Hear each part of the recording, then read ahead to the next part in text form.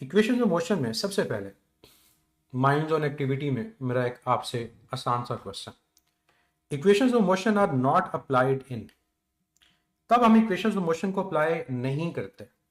Statement में हमेशा देखें true not true, correct incorrect, not, ऐसी स्टेटमेंट में ऐसा एक वर्ड लिखे होते हैं जिसको हमने हमेशा देखना होता है। तो इक्वेशंस ऑफ मोशन कहाँ अप्लाई नहीं होती? प्रोजेक्टाइल मोशन में, सिंपल हार्मोनिक मोशन में, या वन डायमेंशनल मोशन में।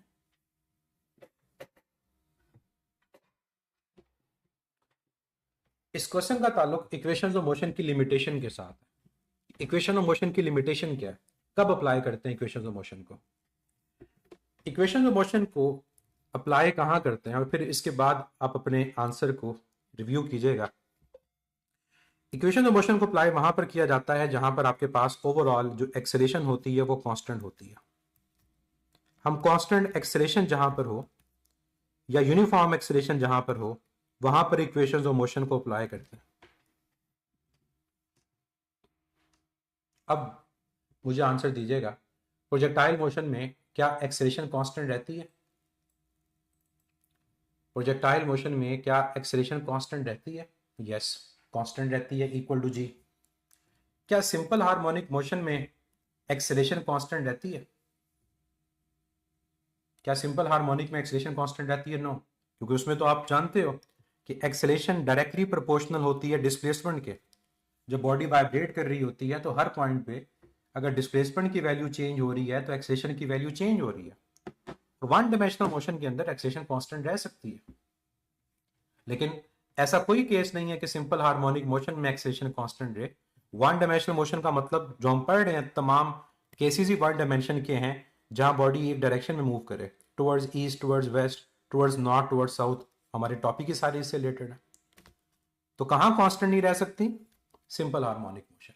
तो इसका आंसर क्या होगा? बीटा। और ये हमें बताएगा लिमिटेशंस के हवाले से कि सिंपल हार्मोनिक मोशन में इक्वेशन ऑफ मोशन की जो लिमिटेशन है वो अप्लाई नहीं होती।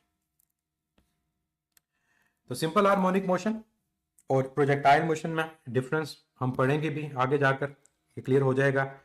सिंपल हार्मोनिक मोशन में एक्सेलेरेशन डिस्प्लेसमेंट डिपेंड करती है और ये कांस्टेंट नहीं रहती। प्रोजेक्टाइल मोशन में एक्सेलेरेशन ड्यू टू ग्रेविटी की इक्वल होती है जी, और ये थ्रू आउट हमारे पास कांस्टेंट रहती है। अब इक्वेशन ऑफ मोशन को रिवाइज करते हैं। इक्वेशन ऑफ मोशन के अंदर जो वेरिएबल्स इन्वॉल्व हो रहे हैं वो ये वेरिएबल्स हैं जो आपको राइट साइड पे नजर आ रहे हैं। Initial velocity, final velocity, displacement, acceleration और टाइम। हमने जब भी कोई इक्वेशन ऑफ मोशन से रिलेटेड न्यूमेरिकल सॉल्व करना होता है तो हमने इन वेरिएबल्स को देखना होता है कि क्या ये तमाम वेरिएबल्स हमें गिवन हैं या नहीं गिवन। हमारी बुक में तो ये वी आई और वी एफ यूज होता है। जब हम डिफरेंट बुक्स को देखते हैं, कैम्ब्रिज की बुक्स को या ए लेवल्स की बुक को, तो वहां पर ये वेरिएबल्स डिफरेंट होते हैं। जैसे वहां पर इनिशियल वेलोसिटी के लिए सिंबल क्या होता है? यू। फाइनल वेलोसिटी के लिए सिंबल क्या होता है? वी। तो वो इस चीज को यूं याद रखते हैं, सुवाट। इनको सुवाट इक्वेशंस बोलते हैं। SUVAT, displacement, initial velocity, final velocity, acceleration और आपके पास टाइम, ये वेरिएबल्स इन्वॉल्व होते हैं। तो ये 5 वेरिएबल्स हैं। हर इक्वेशन के अंदर एक ना एक वेरिएबल मिसिंग होगा, हर इक्वेशन के अंदर। अब आप जरा वन बाय वन इन इक्वेशंस को देखो। फर्स्ट इक्वेशन ऑफ मोशन क्या है? फर्स्ट इक्वेशन ऑफ मोशन है V F is equal to V I plus A T, या v is equal to U plus A T. अब जरा देखें कि क्या ये सारे वेरिएबल्स इनमें अवेलेबल है। आपका आंसर होगा नो, एक वेरिएबल मिसिंग है। और वो कौन सा मिसिंग है? डिस्प्लेसमेंट। तो इनिशियल वेलोसिटी है, फाइनल वेलोसिटी है, एक्सेलेरेशन है, टाइम है, डिस्प्लेसमेंट नहीं है। तो जब कोई न्यूमेरिकल क्वेश्चन आए और उस न्यूमेरिकल क्वेश्चन में डिस्प्लेसमेंट के अलावा 4 वेरिएबल्स की बात हो रही हो तो फर्स्ट इक्वेशन ऑफ मोशन को यूज करेंगे। Second equation of motion, S is equal to या D is equal to V I T plus half A T square. अब कौन कौन सा वेरिएबल यहां पर है?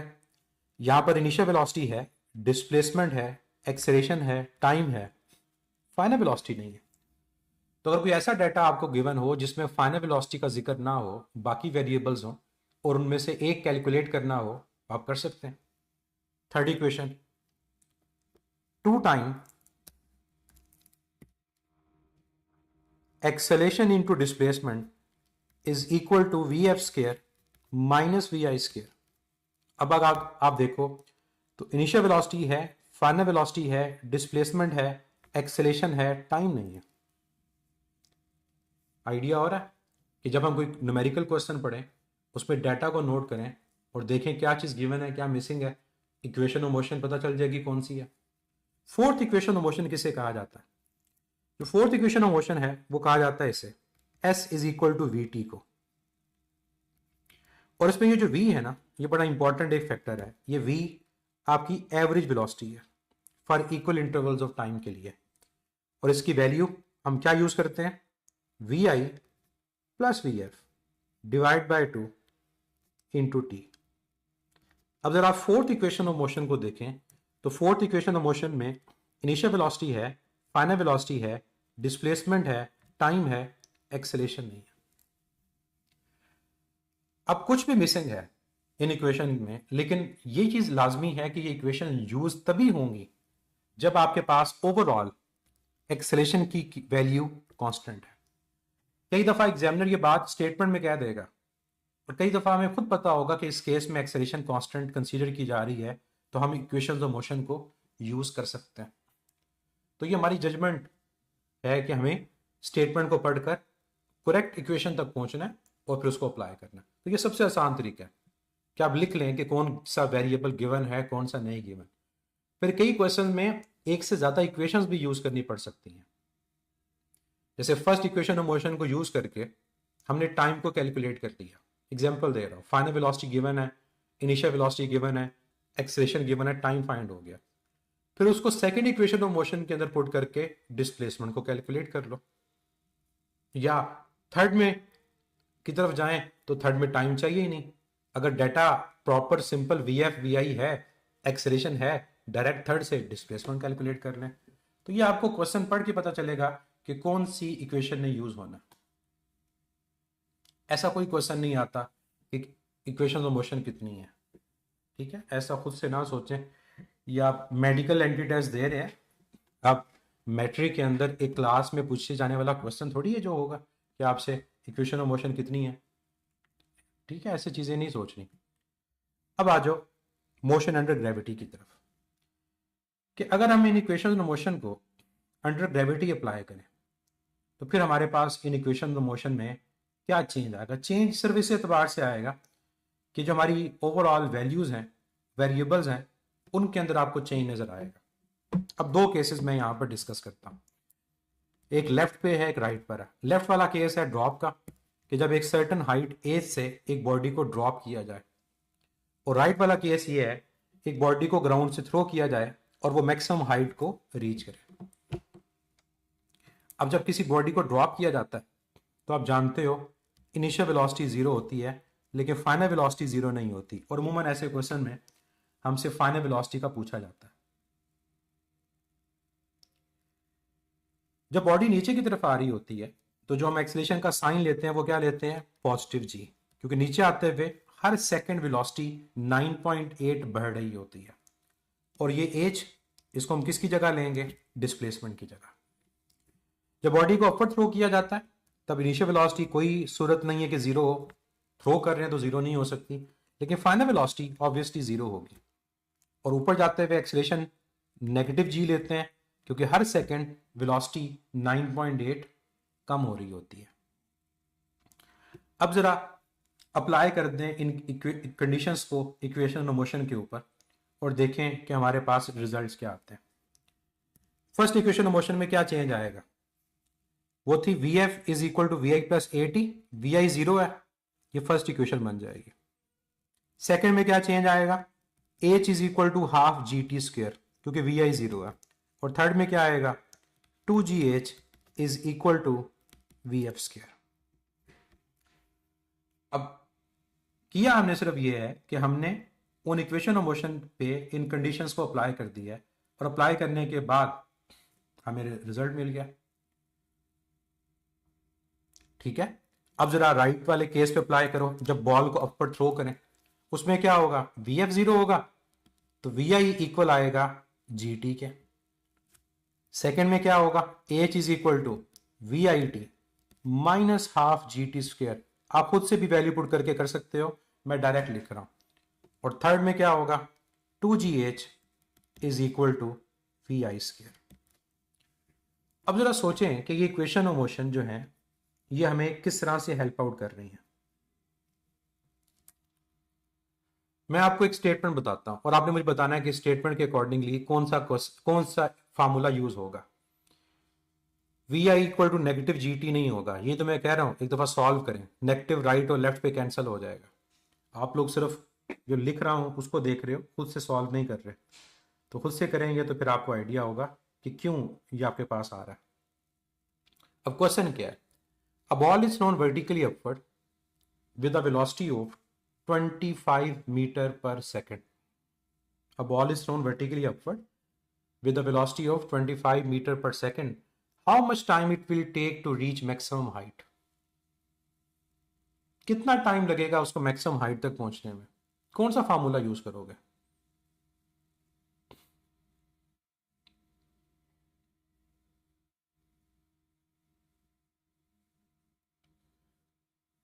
जी, फर्स्ट इक्वेशन को यूज करेंगे, फार्मूला क्या होगा,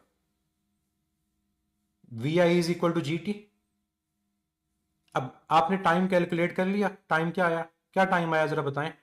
वेलोसिटी 25 थी, जी आपका 10 है, टाइम कितना आ गया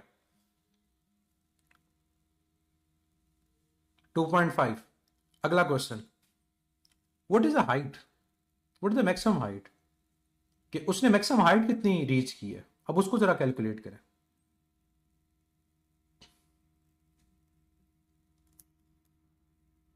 अगर आपने अब हाइट को कैलकुलेट करना है कि हाइट कितनी है, अब कौन सी इक्वेशन यूज करोगे, सेकंड। अब उससे नीचे जो इक्वेशन है V I T minus half G T square, अब उसको अप्लाई करोगे, आपकी हाइट कैलकुलेट हो जाएगी।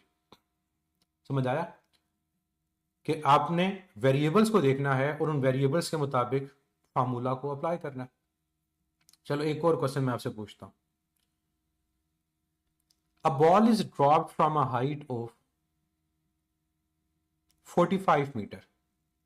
A ball is dropped from a height of 45 meter. What will be its velocity before hitting the ground? What will be its velocity before hitting the ground? अब कौन सी equation, equation को लिखें भी साथ, कौन सी इक्वेशन को यूज करेंगे,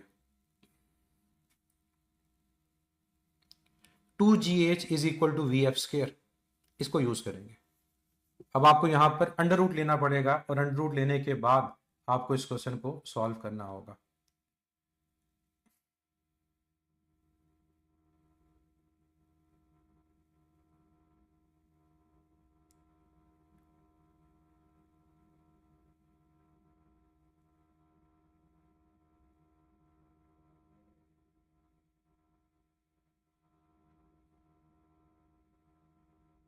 क्लियर, तो ये इक्वेशन इमोशंस आपके पास इंपॉर्टेंट है क्वेश्चन पॉइंट ऑफ व्यू से।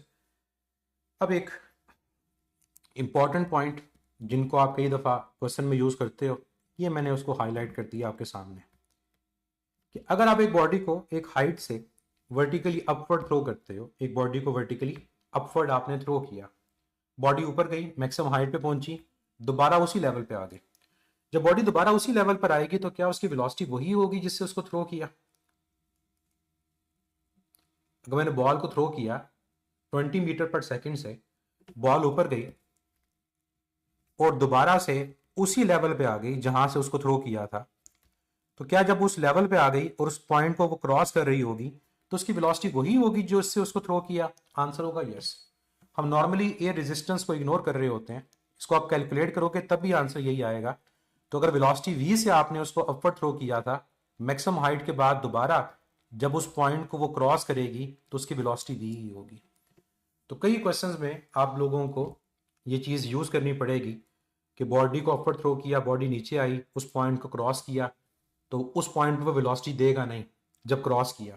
तो हमें पता होना चाहिए कि जब उस पॉइंट को क्रॉस किया तो जिस वेलोसिटी से फेंका था वो वेलोसिटी सेम होगी। अगर तो रेजिस्टेंस होगी तो ऑब्वियसली ये वेलोसिटी डिफरेंट होगी। तो ये पॉइंट आप लोगों ने याद रखना है। अब दो क्वेश्चंस आपको स्क्रीन पे नजर आ रहे हैं, ये मैं हर साल बच्चों से पूछता हूँ और बड़े इंपॉर्टेंट क्वेश्चन है इक्वेशन ऑफ मोशन से रिलेटेड। स्टेटमेंट को पढ़ें कि एक बॉडी को एक हाइट एज से ड्रॉप किया, डिस्टेंस कवर्ड इन 5 सेकेंड कितना है, कि 5 सेकेंड में कितना डिस्टेंस कवर हुआ। और दूसरा क्वेश्चन है distance covered in 5th second. दोनों चीजों में डिफरेंस देखें, 5 सेकेंड्स और 5th सेकेंड। क्या दोनों का आंसर सेम आएगा कि टोटल डिस्टेंस 5 सेकेंड में कितना है और 5th सेकेंड में कितना है, क्या सेम आएगा? आंसर है नो, दोनों का डिफरेंट आएगा। 5 सेकेंड टोटल टाइम, कि टोटल 5 सेकेंड में कितना डिस्टेंस कवर हुआ, और 5th सेकेंड का मतलब है कि 4 सेकेंड और 5 सेकेंड के दरमियान कितना डिस्टेंस कवर हुआ।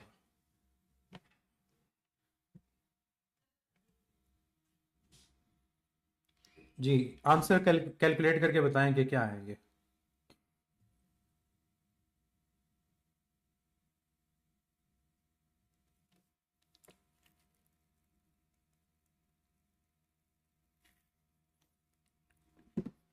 देखिए पहला क्वेश्चन देखते हैं और उसका आंसर फिर मैच करें आप लोग अपने सोल्यूशन से। बॉडी को ड्रॉप किया, इनिशियल वेलोसिटी 0 है, डिस्टेंस फाइंड करना है, टाइम गिवन है। वेरिएबल्स देखें, इनिशियल वेलोसिटी 0 है, डिस्टेंस फाइंड करना है, टाइम गिवन है। यूज करेंगे second equation, s is equal to V I T plus half A T square. Body downward आ रही है नीचे आते हुए, एक्सलेशन पॉजिटिव जी, क्योंकि वेलोसिटी 9.8 बढ़ रही होती है। अब ये आ जाएगा h, वी आई 0, ये इसका फार्मूला आ गया। अब यहां पर वैल्यूज पुट करें, g को 10 कंसिडर करेंगे, टाइम की वैल्यू 5 लेंगे, 5 का स्क्वायर 25 इंटू 10 50, 5 का स्क्वायर 25 इंटू 10 सॉरी 250, और 250 डिवाइड बाई 2 आपका आंसर आएगा 125 मीटर। 125 मीटर डिस्टेंस कवर होगा 5 सेकेंड्स के अंदर। अब दूसरी जानिब आ जाए, distance covered in 5th second. 5th second का मतलब क्या है? देखो टाइम 0, 1, 2, 3, 4 और 5।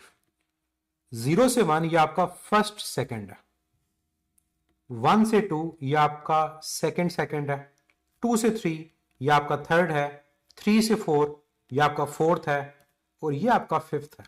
मतलब 4 सेकेंड और 5 सेकेंड इनके दरमियान जो टाइम है ये आपका 5th सेकेंड है। जैसे मैं आपसे पूछूं आपके डेली कितने लाइव लेक्चर्स होते हैं, आप कहोगे 4, लेकिन मैं अगर आपसे पर्टिकुलर पूछता हूं कि आपका 4th लेक्चर कौन सा होता है, तो आप 4th का बारे में बताओगे ना कि 4th आपका फिजिक्स है। फिर इस समय मैं कहूँगा टोटल टाइम कितना है, आप बताओगे इस टाइम शुरू होता है, इस टाइम एंड होता है।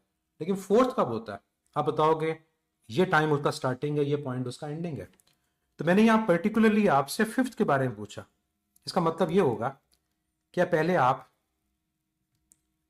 4 मीटर का डिस्टेंस फाइंड करोगे 4 सेकेंड का, फिर आप 5 सेकेंड का डिस्टेंस फाइंड करोगे। और अगर आपने ये कैलकुलेट कर लिया कि 4 सेकेंड में कितना डिस्टेंस कवर हुआ और 5 सेकेंड में कितना डिस्टेंस कवर हुआ, तो 5th सेकेंड का जो डिस्टेंस होगा वो कैलकुलेट हो जाएगा। इसका मतलब इसका एक तरीका तो ये है कि आप लोगों ने क्या करना है कि अगर nth सेकेंड का डिस्टेंस फाइंड करना है, इसका nth सेकेंड का, तो nth सेकेंड के डिस्टेंस को n-1 से सेपरेट कर लो। जैसे यहां पर मैंने आपको कहा 5th का कैलकुलेट करो, तो जितना डिस्टेंस 5 सेकेंड में कवर हुआ और जितना डिस्टेंस 4 सेकेंड में कवर हुआ उनका डिफरेंस ले लो। अब ये वाला फार्मूला 2 दफा यूज होगा, पहले 5 सेकेंड के लिए फिर 4 के लिए। 5 के लिए हम कर चुके हैं, मैं इसको डायरेक्ट लिख देता हूं 125। 4 के लिए सॉल्व करें, 4 का स्क्वायर 16 इंटू 10, 160 डिवाइड बाय 2, यहां पर आएगा 80। तो आपका आंसर क्या आ गया 45 मीटर। ये आपके पास आंसर होंगे। इसका एक और मेथड भी है और वो है इसका शॉर्टकट। ये तो मैंने आपको मेथड बताया ना कि असल इसका मतलब क्या है, कि अगर आपको 5वें सेकंड या 6ठे सेकंड का फाइंड करना है तो कैसे करेंगे। अब इसका शॉर्टकट सुनिए। Shortcut to find distance for nth second क्या है, and the shortcut is distance covered in nth second is equal to vi plus a by 2 into 2n minus 1। और ये सिर्फ फार्मूला अप्लाई हाइट के लिए नहीं होगा, ये फार्मूला सिर्फ हाइट के लिए नहीं होगा। अगर एक बॉडी ग्राउंड पे मूव कर रही है, उसकी इनिशियल वेलोसिटी गिवन है, ये फार्मूला तब भी अप्लाई होगा। कई बच्चे सिर्फ सोचते हैं कि सिर्फ ये क्वेश्चन हाइट के लिए अप्लाई होता है, नो, ये फार्मूला हर जगह अप्लाई होगा। इवन एक गाड़ी है, a car start from rest या a car is moving with the velocity given है, उसके बाद वो गाड़ी एक्सेलेरेट करती है, एक्सेलेरेशन गिवन है, बताओ nth सेकंड में कितना डिस्टेंस ट्रेवल हुआ। अब इस फार्मूला को अप्लाई करोगे।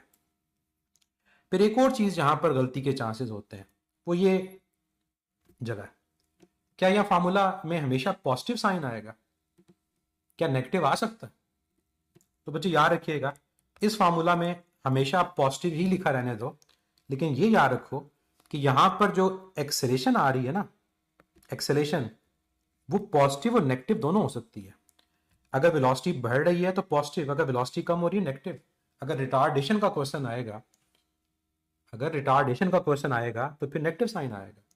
बच्चे 10n-5 शॉर्टकट ना याद रखें, क्योंकि ये 10n-5 शॉर्टकट तब अप्लाई होगा जब वेलोसिटी इनिशियल जीरो है, और हमेशा इनिशियल वेलोसिटी जीरो नहीं होती।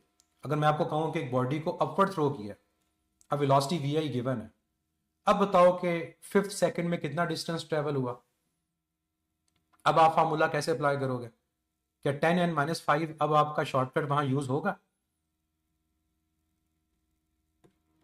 बल्कि बिल्कुल हाफ GT² को बिल्कुल मॉडिफाई करके लिख सकते हैं, लेकिन जरूरत नहीं है।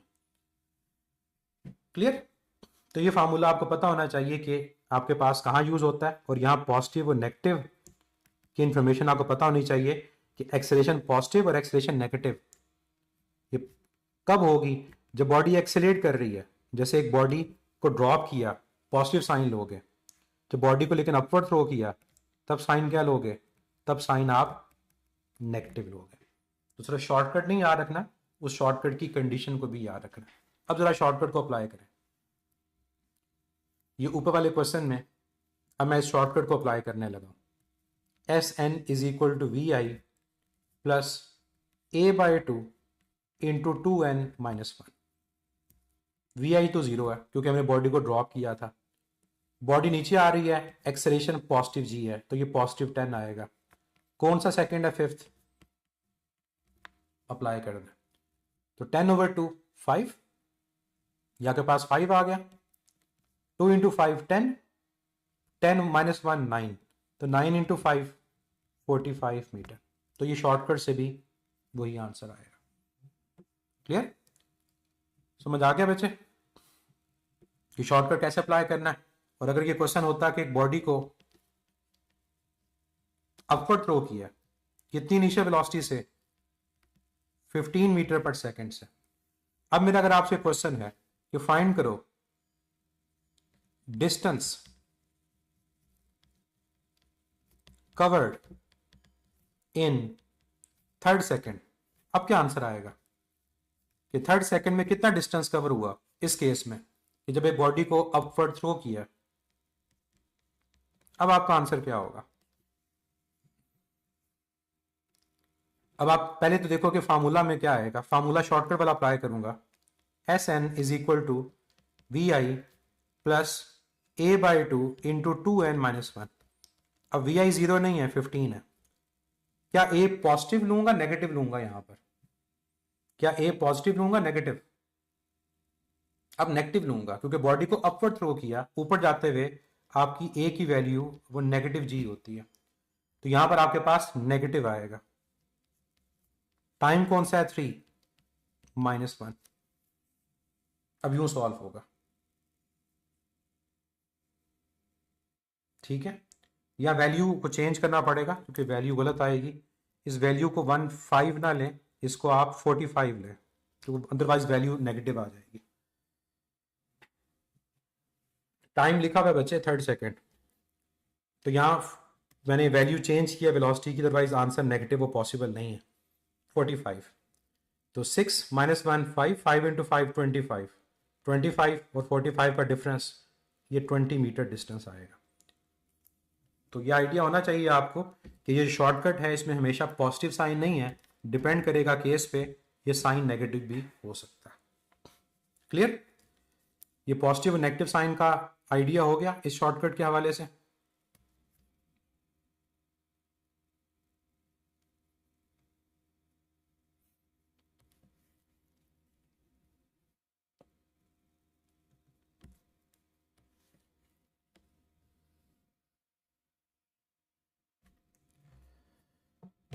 अब चलें नेक्स्ट क्वेश्चन को सॉल्व करें।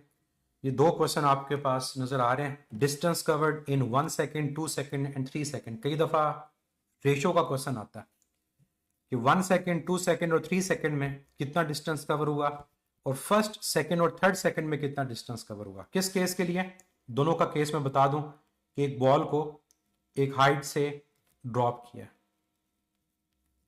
एक बॉल को एक हाइट से ड्रॉप किया है, तो इस केस के लिए इन दोनों क्वेश्चंस का आंसर क्या होगा?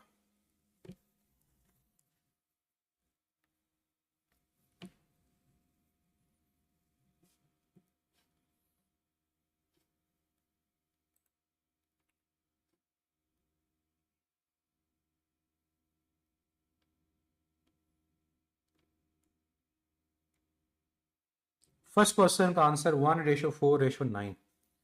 देखो, फर्स्ट क्वेश्चन को सॉल्व करते हुए आपको 3 दफा ये फार्मूला अप्लाई करना पड़ेगा, मतलब हाफ GT² वाला, हाफ GT², हाफ GT², और यहां पर भी अप्लाई करोगे हाफ GT²। कैंसल आउट क्या होगा?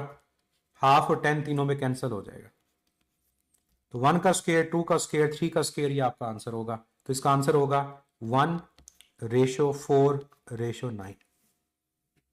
1:4:9। सेकेंड क्वेश्चन का आंसर क्या होगा? सेकेंड क्वेश्चन में 3 दफा फार्मूला अप्लाई करोगे। ये जो शॉर्टकट है, VI 0 है, मैं डायरेक्ट अप्लाई कर रहा हूं। VI 0 A 10/2 into 2n - 1, 10/2 2n - 1, 10/2 2n - 1। इसमें क्या कैंसिल होगा? 10/2। इसको सॉल्व करने की जरूरत नहीं है। 2 - 1 1, 4 - 1 3 और 6 - 1 5। तो क्या आंसर दोनों का सेम है, डिफरेंट? डिफरेंट। इसका 1:4:9, इसका 1:3:5। Clear? Last point equation of motion से रिलेटेड, और वैसे लास्ट पॉइंट तो कभी भी नहीं हो सकता इक्वेशन ऑफ मोशन से रिलेटेड। इसमें तो हम जितने क्वेश्चंस करें उतनी ज़्यादा प्रैक्टिस होती है, और हर क्वेश्चन कई दफ़ा दूसरे क्वेश्चन से डिफरेंट होता है। जो नेक्स्ट पॉइंट है that is related with stopping distance. आपके पास इक्वेशन ऑफ मोशन से रिलेटेड ये बड़ा इंपॉर्टेंट एक क्वेश्चन है स्टॉपिंग डिस्टेंस का। जैसे मैं आपको एक एग्जांपल दूं, नीचे वाले एग्जांपल के अलावा, कि आपके पास एक टारगेट बोर्ड है जहां पर आप लोगों ने गन से शूटिंग करनी है, और ये आपका फाइनल टारगेट है जहां पर आप हिट करना चाह रहे हो। अब वो जो बोर्ड है वो वुडन है या कार्डबोर्ड का है या किसी भी मटेरियल का है। हमें ये कहा गया कि आपने एक बुलेट को फायर किया, उस बुलेट की जो इनिशियल वेलोसिटी है जिससे उसको फायर किया वो गिवन है। वो बुलेट जाकर हिट करती है टारगेट, उस बोर्ड को, या सैंड बैग भी कहा जा सकता है, और जब उसको हिट करती है तो उसके अंदर वो पेनिट्रेट कर जाती है, और एक खास डिस्टेंस के बाद जाकर वो बुलेट रुक जाती है। इसका मतलब ये हुआ कि बुलेट जब पेनिट्रेट हुई, एक खास डिस्टेंस के बाद रुकी, तो जो उस बुलेट की फाइनल वेलोसिटी है वो कितनी है? वो 0 है। फाइंड ये करो कि वो उस बोर्ड के अंदर कितना डिस्टेंस ट्रेवल करने के बाद रुकी। फाइंड क्या करना है कि वो बुलेट उस बोर्ड के अंदर कितना डिस्टेंस ट्रेवल करने के बाद रुकी। अब ये क्वेश्चन इक्वेशन ऑफ मोशन से रिलेटेड है। क्या कुछ आपको गिवन है, आपको बुलेट की इनिशियल वेलोसिटी गिवन है जिससे वो बोर्ड को हिट करती है, बुलेट जाके रुक गई, फाइनल वेलोसिटी जीरो है, फाइनल वेलोसिटी जीरो है। फाइंड करना है डिस्टेंस, जितने डिस्टेंस के बाद वो जाकर बोर्ड में रुकी। और आपको जो एक और चीज गिवन होगी यहां पर, वो गिवन होगी एक्सेलेरेशन, कि जो बुलेट है उसकी एक्सेलेरेशन क्या है। तो आप बताएं क्या यहां पर इक्वेशन ऑफ मोशन यूज हो सकती है, और अगर हो सकती है तो कौन सी, थर्ड इक्वेशन। तो ये स्टॉपिंग डिस्टेंस का क्वेश्चन है। किसका क्वेश्चन है, स्टॉपिंग डिस्टेंस का। तो इसी तरह से ये क्वेश्चन मैंने नीचे एक कार की एग्जांपल जो नॉर्मली दी जाती है उससे रिलेटेड डिस्कस किया कि कार इनिशियल वेलोसिटी वी से मूव कर रही है, सामने जो ट्रैफिक सिग्नल है वो रेड हो जाता है, गाड़ी को अप्लाई करनी पड़ती है ब्रेक, और ब्रेक अप्लाई करने के बाद एक सर्टेन डिस्टेंस जो है डी वो गाड़ी कवर करती है और वो रुक जाती है। इसका मतलब ये हुआ कि उसकी जो फाइनल वेलोसिटी है वो जीरो है। ऑब्वियसली यहाँ रिटार्डेशन होगी, यहाँ क्या होगी, रिटार्डेशन, क्योंकि वेलोसिटी डिक्रीज कर रही है, और हमें जो रिटार्डेशन है वो गिवन होगी, वो यूनिफॉर्म है, अदरवाइज इक्वेशन ऑफ मोशन को यूज नहीं कर सकते, और वो गिवन है यूनिफॉर्म रिटार्डेशन, उसकी वैल्यू ए। अब क्या एग्जामिनर फाइंड करने को कह सकता है, बताओ कितने डिस्टेंस के बाद जाके गाड़ी रुकी। तो आपको आइडिया है कि यहां पर कौन सी इक्वेशन यूज होना है, यहां पर हमारे पास third equation of motion use होगी। तो थर्ड इक्वेशन के according 2as is equal to V F square minus V I square. यहां पर एक्सेलेरेशन नेगेटिव यूज करेंगे क्योंकि रिटार्डेशन है, और वैसे ही पता होना चाहिए कि एक चीज रुक रही है तो नेगेटिव एक्सेलेरेशन आएगी। Distance D, final velocity zero, initial velocity first करो वी है, यह आएगा negative 2ad is equal to V square या वी आई स्क्वायर, जो भी वेरिएबल।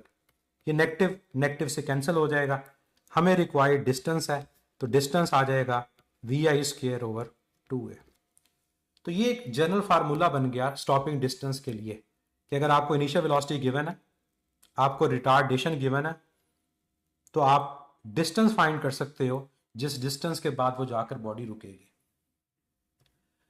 अब यहां पर एग्जामिनर कई दफा कंपैरिजन क्वेश्चन देता है, एग्जामिनर कंपैरिजन क्वेश्चन देता है कि फर्ज करो एक गाड़ी है, एक कार ए वो वेलोसिटी वी से मूव कर रही है, उसकी इनिशियल वेलोसिटी जो है वो वी है, और वो जब ब्रेक अप्लाई करती है तो वो डिस्टेंस डी के बाद जाके रुकती है।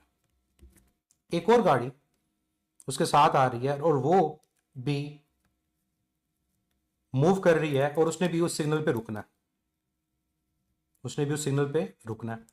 उसकी जो इनिशियल वेलोसिटी है वो पहली की गाड़ी के मुकाबले में डबल है। अगर वो भी सेम फोर्स अप्लाई करे, मतलब दोनों की एक्सेलेरेशन सेम है, तो वो कितने डिस्टेंस के बाद जाके रुकेगी, वो कितने डिस्टेंस के बाद जाके रुकेगी। अगर दोनों की एक्सेलेरेशन सेम है तो वो कितने डिस्टेंस के बाद जाके रुकेगी, 4 टाइम्स। तो इसका मतलब ये हुआ कि ये कंपैरिजन क्वेश्चन बन गया कि उसने आपको कहा कि एक्सेलेरेशन की वैल्यू सेम है, अगर दोनों की एक्सेलेरेशन की वैल्यू सेम है तो फिर डिस्टेंस का ताल्लुक वेलोसिटी के स्क्वायर से क्या होगा, वो डायरेक्ट होगा। तो ये कंडीशन याद रखनी है कि अगर दो बॉडीज को कंपेयर किया जाए और उनकी एक्सेलेरेशन की वैल्यू सेम है तो फिर स्टॉपिंग डिस्टेंस का ताल्लुक वेलोसिटी के स्क्वायर के साथ होता है, स्टॉपिंग डिस्टेंस का ताल्लुक वेलोसिटी के स्क्वायर के साथ। तो अगर इसकी वेलोसिटी डबल है तो 2 का स्क्वायर 4, तो उसका जो स्टॉपिंग डिस्टेंस होगा वो पहले के मुकाबले में 4 गुना ज्यादा होगा। अगर पहली गाड़ी 1 मीटर डिस्टेंस के बाद रुकेगी तो ये दूसरी गाड़ी 4 मीटर डिस्टेंस के बाद रुकेगी। अब नेक्स्ट क्वेश्चन, अगर हम चाहते हैं कि दोनों गाड़ियां सेम डिस्टेंस पे रुकें, अगर दोनों गाड़ियां सेम डिस्टेंस पे रुकें तो क्या दोनों की एक्सेलेरेशन सेम होगी।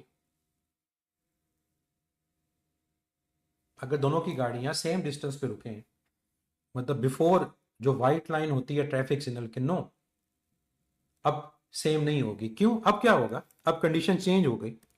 अब कंडीशन ये बन गई कि अगर उन दोनों का जो स्टॉपिंग डिस्टेंस है वो इक्वल है, तो फिर वेलोसिटी का रिलेशन होगा किससे? एक्सेलरेशन से। अब ये रिलेशन बनेगा, दिस वन। अब इस रिलेशन को जरा रीड करें। अब इस इक्वेशन का मतलब क्या है कि जिसकी वेलोसिटी 2 गुना ज्यादा, 2 का स्क्वायर 4, उसकी एक्सेलरेशन 4 गुना ज्यादा, उसको 4 गुना ज्यादा फोर्स लगानी पड़ेगी। यहां पर इस एक्सेलरेशन का मतलब क्या है? इस एक्सेलरेशन का मतलब है वो फोर्स जो आप अप्लाई कर रहे हो गाड़ी को रोकने के लिए। तो जिसकी स्पीड ज्यादा उसको ज्यादा जोर से ब्रेक लगानी पड़ेगी, और जिसकी स्पीड कम उसको आहिस्ता ब्रेक लगानी पड़ेगी। ये इसका मतलब होगा। समझ आ गया case? Last point stopping distance के हवाले से, अगर आपको एग्जामिनर टाइम कैलकुलेट करने को कहे कि फर्ज करो आपने टाइम कैलकुलेट करना है कि कितने टाइम के बाद आके गाड़ी रुकी, फिर आप कौन सी इक्वेशन को यूज कर सकते हो? फर्स्ट या सेकंड, बिल्कुल। फिर आप इन दोनों में से कोई भी यूज करो। V F is equal to V I plus A T, या फिर S is equal to V I T plus half A T square. आपका टाइम कैलकुलेट हो जाएगा।